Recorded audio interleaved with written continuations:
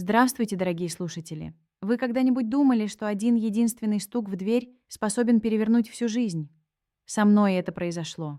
Я была уверена, что больше никому не нужна, пока не услышала тот самый стук. Приятного прослушивания. Я стояла на кухне, слушала, как кипяток в чайнике добирается до последнего рывка, и смотрела в окно, где февральское московское небо было похоже на вату, которую кто-то слишком усердно жевал, а потом выкинул. Двор, как всегда, полупустой. Две припорошенные машины под кустами, детская площадка, на которой даже воробьи сидят деловито, словно дежурят. На подоконнике прохладно, из щели под рамой дует, и я машинально поправляю полоску поролона, которую прилепила на прошлой неделе, чтобы не свистело. Чайник выключился. Тонкий щелчок, тишина. Я налила кипяток в кружку с выцветшими ромашками и долго стояла, глядя, как чайная пыль кружится, садится на дно, как в стеклянной банке оседает снег. С кухни видно всю мою квартиру, комнату с диваном, старым книжным, узкую прихожую, в которой все время пахнет куртками и резиной, узенькую ванную, из которой льется холодный свет. Этот свет и тишина вместе с кипятком и воробьями за окном составили мой сегодняшний мир. Любая новость приходила из телефона. Уведомление Мосэнерго. Оплата ШКУ. Завтра в офис, Анна?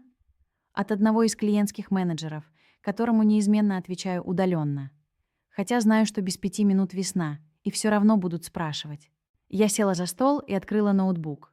Чек-лист на сегодня простой. 2 страницы перевода, ответить на 3 письма, позвонить в МФЦ, чтобы выяснить, когда оформят свидетельство о наследстве.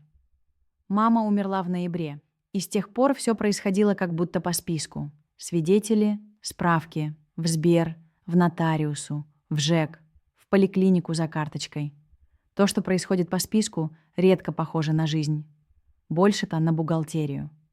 С опозданием, понимаешь. Жизнь была тогда, когда мама ругалась на новости, кричала из комнаты «Включи громче!», когда в субботу пахло ее пирогами, и телевизор шуршал спортивной передачей в соседней. А теперь тишина, в которой слышно, как в батареях иногда будто бегут маленькие металлические шарики. И вот в эту тишину постучали. Сначала я не поняла, подумала. Это на лестничной площадке. Может, у соседей что-то грохнуло. Но стук повторился. Самый простецкий — костяшками, не домофонный звонок, не требовательный. Я поднялась, чувствуя, как к горлу подбирается простая, тупая тревога. Кто такой? Что надо? По нашему подъезду ходит всякий. На 1 этаже живет недавно бывший заключенный, о котором говорят шепотом.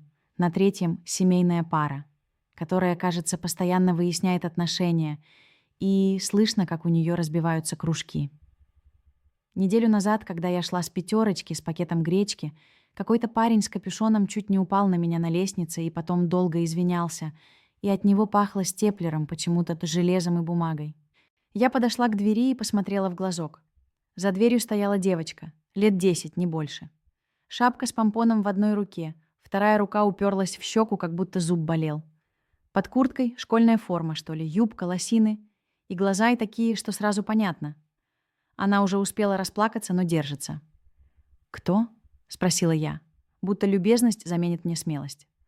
«Здравствуйте». Девочка подняла взгляд на глазок, хотя понятно, что ничего не видит. «Вы не могли бы телефон дать? У нас бабушке плохо. Я не могу маме дозвониться». Я, не успев подумать, открыла. Она была ниже меня почти на голову, овальные щеки, обветренные губы. Обувь, маленькие черные ботинки, мокрые, скользкие. Янтарный запах детских варежек, шерсть с чем-то сладковатым.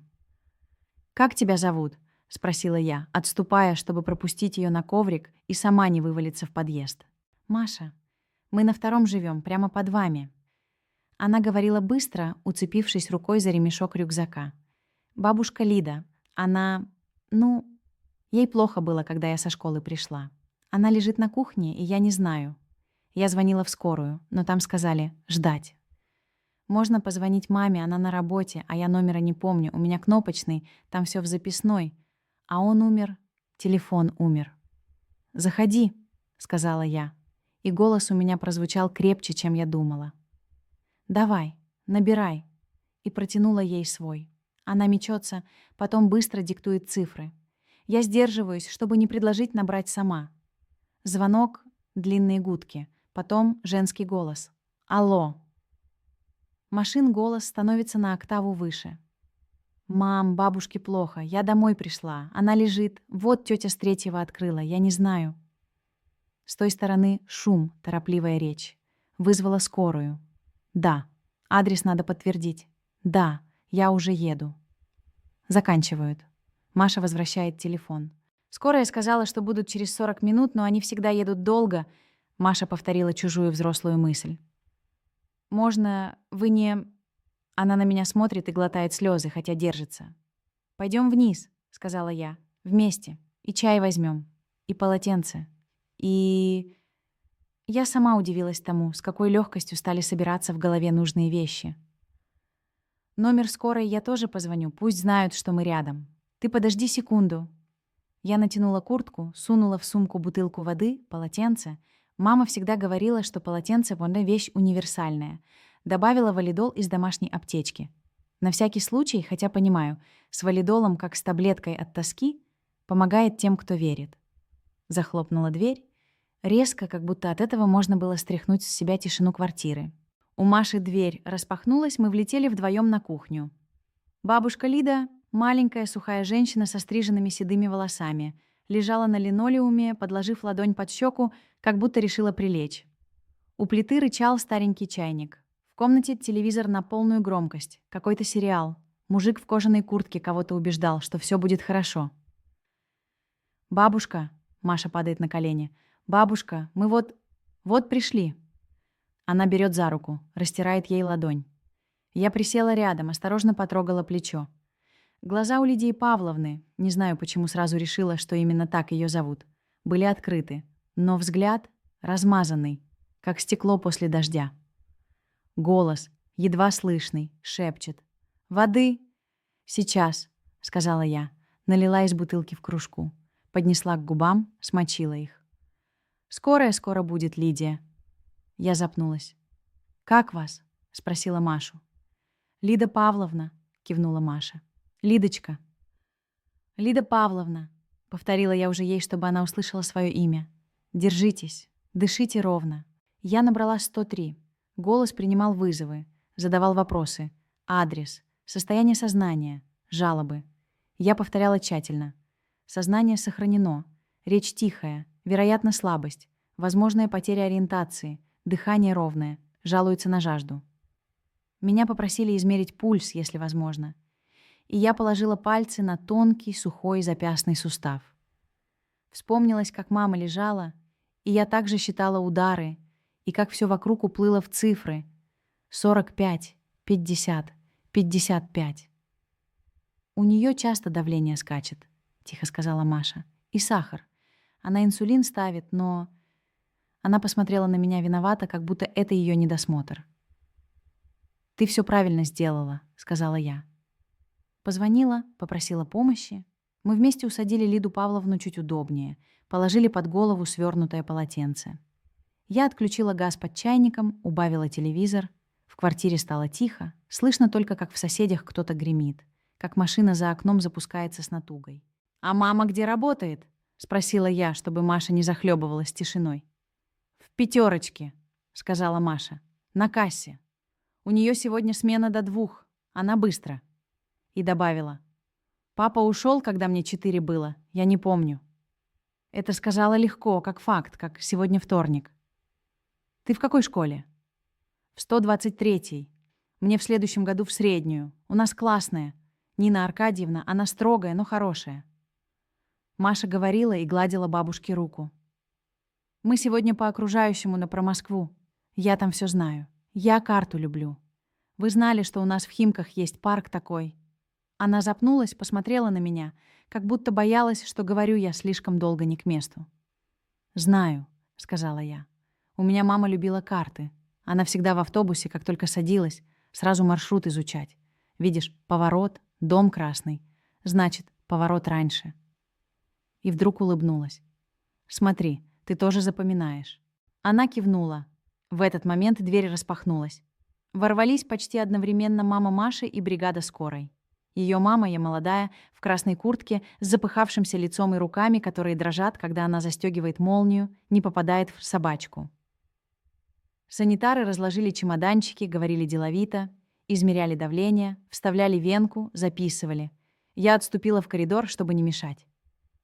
«Вы с третьего, да?» — спросила меня мама Маши, посмотрев быстро, как в зеркало. «Спасибо вам большое». «А то...» «Спасибо». «Я Ира». «Аня», — сказала я. «Если нужна помощь, я рядом». Скорую забрали Лиду Павловну. Ира, растерянная, стояла у двери, как будто не знала, что делать с руками, с глазом, с собой. Маша держалась крепко. Но это крепко было как скотч. Видно, что клей скоро кончится. «Я с Машей останусь, если надо», — сказала я. «И чай-то у меня заварен». «Вы и так...» — Ира мотнула головой. «У меня смена. Я позвоню начальнице, может, отпустит. Я в больницу поеду потом. Маш, ты у тети Ани побудь, ладно?» Она что-то лихорадочно искала глазами, как будто гарантию, что мир не развалится, если она уйдет. Все будет хорошо», — повторила она из сериала. Мы поднялись ко мне. Я отдала Маше свою кружку с ромашками. Себе. С трещинкой, с которой пью каждый день. Маша держала кружку двумя руками, как будто так проще удержать свой мир. Мы молча ели печенье.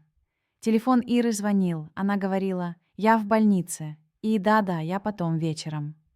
Мы вместе написали Ире адрес больницы и палаты, когда позвонили из приемного. Прошел час.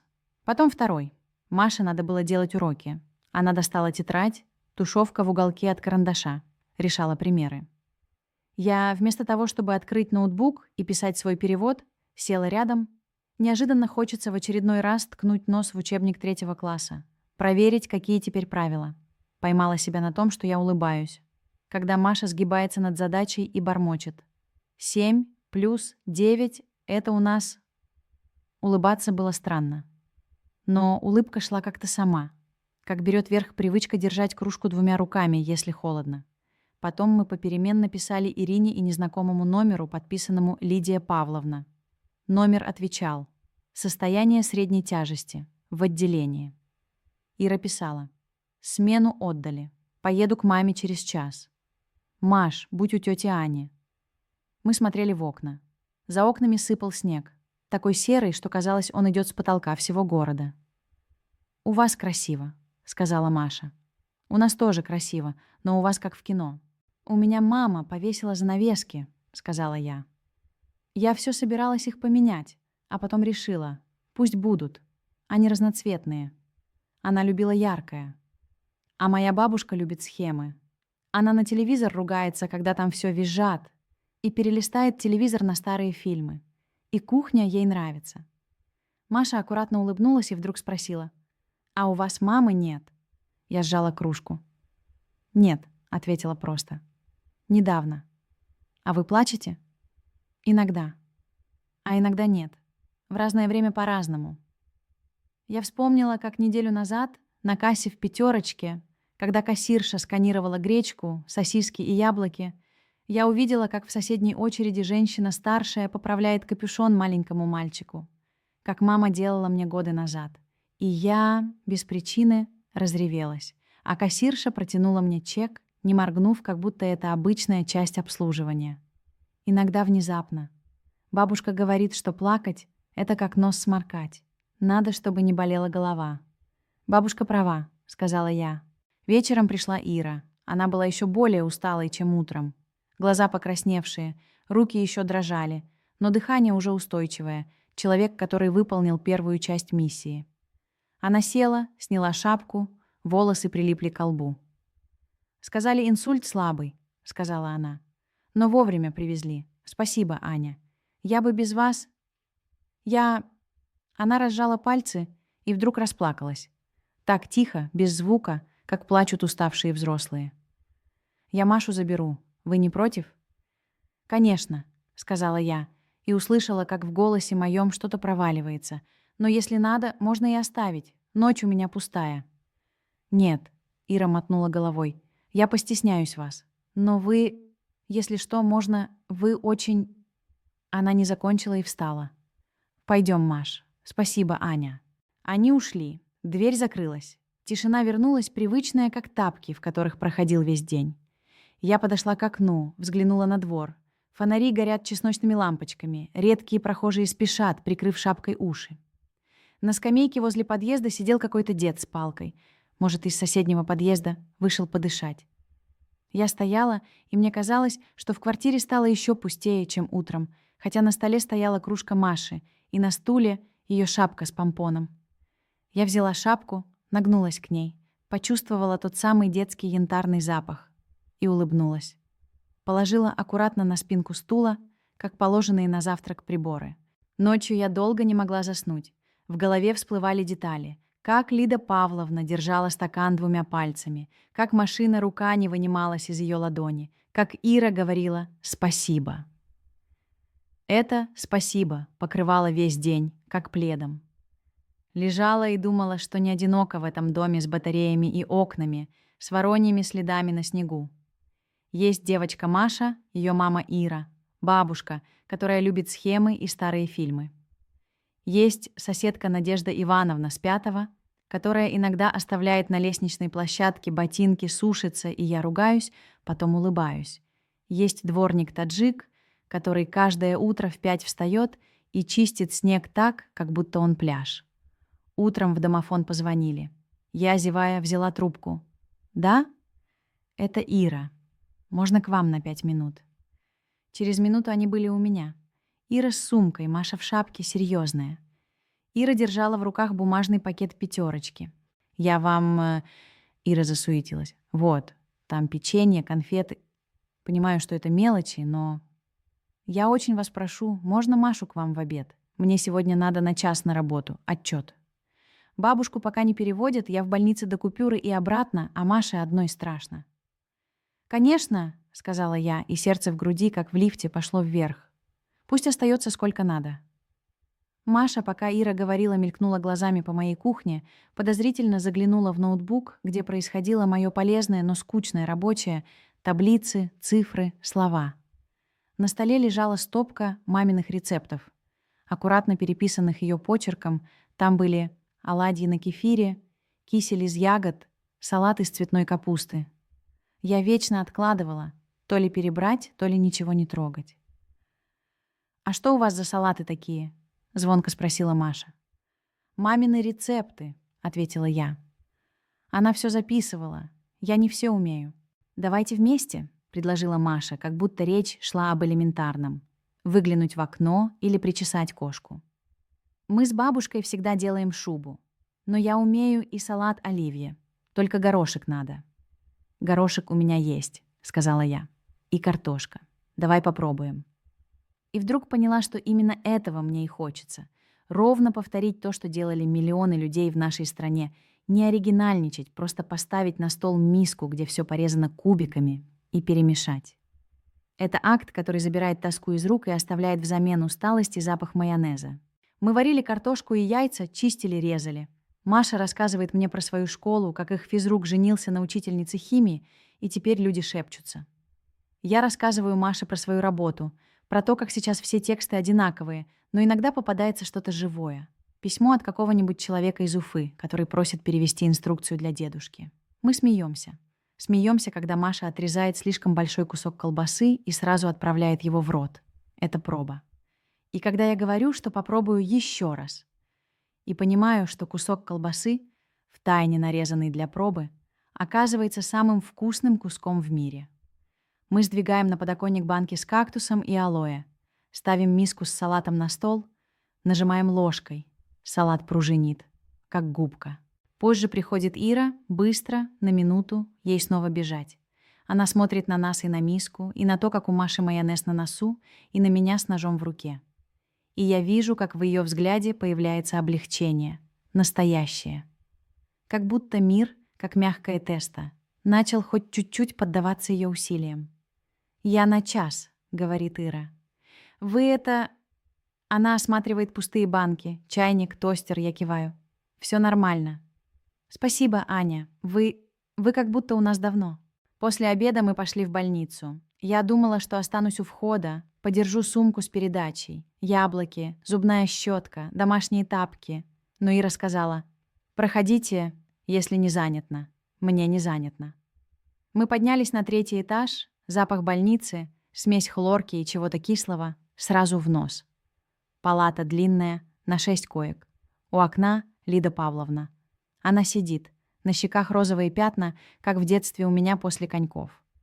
На руке капельница, но взгляд какой-то четкий, осторожный. Ира бросается к ней. Маша тоже. Я стою чуть поодаль, улыбаюсь. Как человек, который привел чужого ребенка и не знает, можно ли подходить близко. «Это Аня», — говорит Ира. Она нам помогла». И добавляет: «С 3-го. Очень приятно», — говорит Лида Павловна.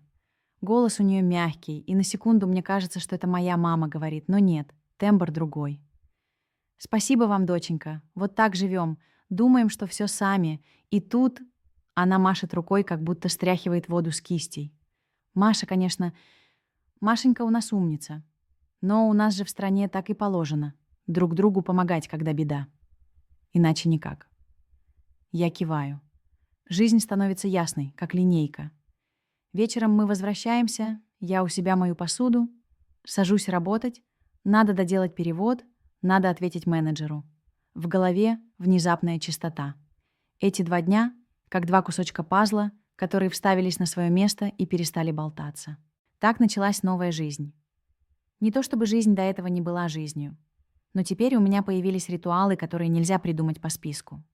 По утрам я стала заглядывать к Ире и Маше и спросить, как Лида Павловна, принести выпечку или получить от Маши кусочек шоколада. Вечером мы сидели на кухне у Иры, слушали, как Маша играет на синтезаторе «Катюшу», научилась за 2 дня упертая, и спорили, что лучше — оливье или винегрет. В субботу с Машей мы пошли на рынок на Речном вокзале купить овощей Лиде Павловне. Вернулись с заляпанными мешочками и гордо торжествовали у подъезда, как будто захватили крепость. Я узнала, что Лида Павловна родом из Ярославля, что она работала бухгалтером, что всю жизнь все делала как по схеме. Она не любила, когда телевизор пищит, зато прекрасно рассказывала, как в 70-е ездили в Сочи, на поезде, с огромным багажом и курицей в фольге. Ира иногда переспросила у нее: «Мама, а правда так?» И Лида Павловна снисходительно щурилась. «Да, Ириш, правда. Ты просто мало тогда была, не помнишь». После выписки Лида Павловна стала ходить с палочкой, и мы иногда спускались втроем. Я, Маша и Лида Павловна. Обойти дом, посмотреть на небо, проверить, не распустились ли первые почки на клене, который растет у нашего подъезда и который каждый год страдает от каких-то червяков. Этот клен, оказывается, знали все в доме. У него даже прозвище было — Витёк, в честь какого-то старшего дворника, который его когда-то спас. Иногда меня спрашивали: «Ты не жалуешься? Так у тебя теперь сообщество? Своя малая родина». И я сначала смущалась. Вроде неприлично так говорить, особенно живя в доме, где лифт заедает раз через раз, где летом пахнет кошками из подвала, где зимой сосульки грохочут так, что, кажется, дом сейчас рухнет. Но потом кивала. Да, так и есть. И странное, что мне не пришлось искать никаких кружков по интересам или по вечерам ходить на лекции, чтобы завести друзей. Мне достаточно было открыть дверь тому стуку. В конце марта у меня случился день рождения. 36. Возраст, в котором хочется быть либо в Париже на мосту, либо в своей кухне с тортом и компотом из ягод. Я выбрала второе. Впрочем, выбора как будто и не было. Париж сейчас был в другом мире, а моя кухня — единственное место, где можно было расправить плечи. Утром, ровно в 10, в дверь постучали. Я знала, кто это, и все равно сердце подскочило. За дверью Маша в ярком шарфе, Ира с тортом «Прага», а между ними, как дирижер, Лида Павловна с палочкой. У нее в руках небольшой сверток, затянутый ленточкой. «С днем рождения, соседка», — сказала Лида Павловна. «Вот вам подарок». И протянула сверток. Я развернула бумагу. Там оказался блокнот. Обычный, в клетку, с зелеными листами, старенький, но чистый. На первой странице аккуратным ровным почерком. Рецепты Анне. От Лидии Павловны. 2025 год. На второй рецепты начинаются. Щи из кислой капусты, борщ, вареники с картошкой. И аккуратные примечания на полях. Картошку лучше отварить заранее. Соль добавлять осторожно, не пересолить. «Я подумала», — сказала Лида Павловна, «у вас хотя бы будет своя схема, чтобы по ней жить». И улыбнулась. В этой улыбке было много всего. И наблюдательности бухгалтера, и нежности бабушки, и какой-то тихой решимости человека, который решил, будет жить. «Спасибо», — сказала я, чувствуя, что опять хочу плакать, но это уже не то плач, который сводит горло. Это такой, как после бани, когда тепло. Это очень. Мы сели, зажгли свечи. Маша праздничным голосом требовала: «Желай». И я, смеясь, зажмурилась и загадала: «Не Париж». Даже не работу без дедлайнов и не чудесное возвращение тех, кого уже нет. Я загадала, чтобы люди, которые стучатся, стучались вовремя, и чтобы я открывала. Прошло какое-то время. Я стала больше слышать стуки, не только в дверь. Запахи, что идут из соседних интерьеров, голоса, которые просачиваются сквозь стены, где штукатурка держится на честном слове, все это тоже стуки, знаки, что за стеной есть жизнь. И если ты не боишься оказаться неуместной, что я там забыла, у людей свои дела, то мир становится чуть понятнее. Однажды вечером, уже в апреле, я возвращалась домой и на лестнице встретила того самого парня в капюшоне, который тогда чуть не упал на меня. Он сидел на ступеньках, уставившись в телефон, лицо бледное. Я прошла мимо, потом остановилась и спросила: «Вам плохо?» Он поднял взгляд и смутился, как школьник. «Да нет, просто думаю». И вдруг: «Вы тогда мне гранату вокруг головы не падали, а я...» Он замотал головой. «Не, все норм». «Если что, я на третьем», — сказала я, и почувствовала, что говорю как взрослый человек, как те люди, которые всегда были в моем доме. Мама, соседи.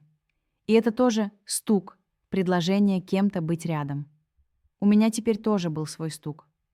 Иногда я шла к Ире и стучала. «Можно Машу на полчаса? Я купила новые фломастеры». Иногда я стучала к Надежде Ивановне с 5-го. «Вам Тези?» И она суровая, с короткой стрижкой, внезапно улыбалась и звала: «Заходи». Иногда я стучала в свою память и вспоминала маму, как она делала яблочный пирог, как кричала на футбол, как читала инструкцию к стиралке вслух, как испугалась однажды молнии. И эти стуки были разной силы, но все вели к одному: я уже не одна. На днях в наш дом пришли мастера и сделали, наконец, домофон. На первом этаже появилось табло, на котором цифры горели зеленым. Вправо от входа поставили новую дверь с тяжелой ручкой. Теперь надо было нажать кнопку, и дверь открывалась мягко, как шкатулка. Вечером гордого дня установки все соседи пробовали, как дети, нажимать кнопки. Ира звонила мне сверху и смеялась.